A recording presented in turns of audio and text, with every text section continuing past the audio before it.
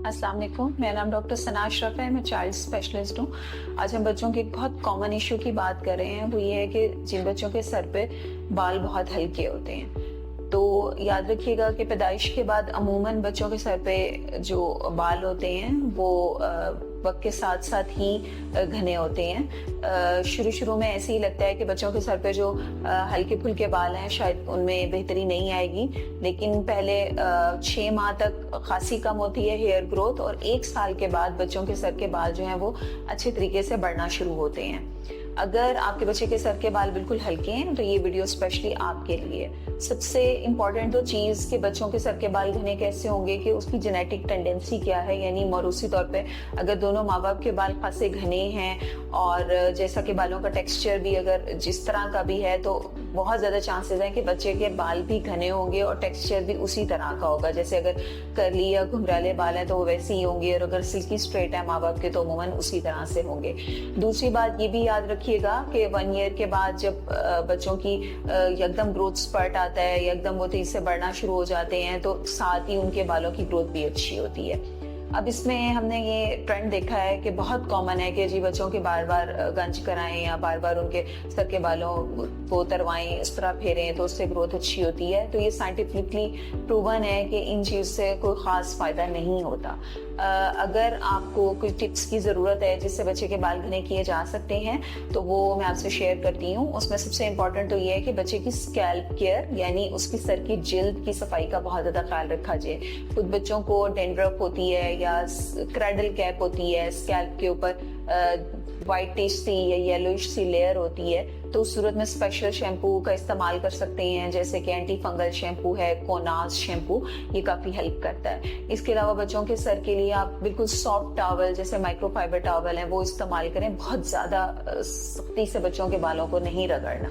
Scalp massage बहुत ज़्यादा help करते हैं, यानी रोज़ाना बाल बनाएं जिसमें आपने सर की जिल्द को कंघा ज़रूर करना है। कंघा थोड़ा नरम होना चाहिए, अगर लकड़ी का हो तो अच्छा है, और बिल्कुल साफ़ सुथरा होना चाहिए। उसके अलावा हल्का फुल्का मसाज भी कर सकते हैं। फिर ऑयलिंग की बहुत ज़्यादा इंपॉर्टेंस है कि शैम्पूइंग से पहले कम से कम हफ्ते में 2 दफ़ा ऑयलिंग ज़रूर करें। ऑयलिंग के लिए मुख्तलिफ ऑयल्स अवेलेबल हैं। अगर ऑर्गेनिक खालिस यानी कोकोनट ऑयल है तो वो खासे अच्छे उसके रिजल्ट आते हैं। इसके अलावा छोटी बच्चियों में टाइट किस्म की पोनी और टाइट हेयर स्टाइल बिल्कुल ना बनाएं, जिससे आगे सर के बाल मुसलसल खींचे रहते हैं, या उनको बन की शक्ल में हर वक्त बांधे रखना, उससे भी आगे से बाल बच्चियों के थिन होना शुरू हो जाते हैं। इसके अलावा बच्चियों में आप कर्लिंग आयरन रॉड्स या स्ट्रेटनर्स का इस्तेमाल, जैसे हीटिंग टूल्स हैं, वो भी कम से कम इस्तेमाल करें। जो चीज़ बालों की ग्रोथ में सबसे ज़्यादा हेल्पफुल साबित हो सकती है वो अच्छी ग़िज़ा है, बेहतरीन न्यूट्रिशन है।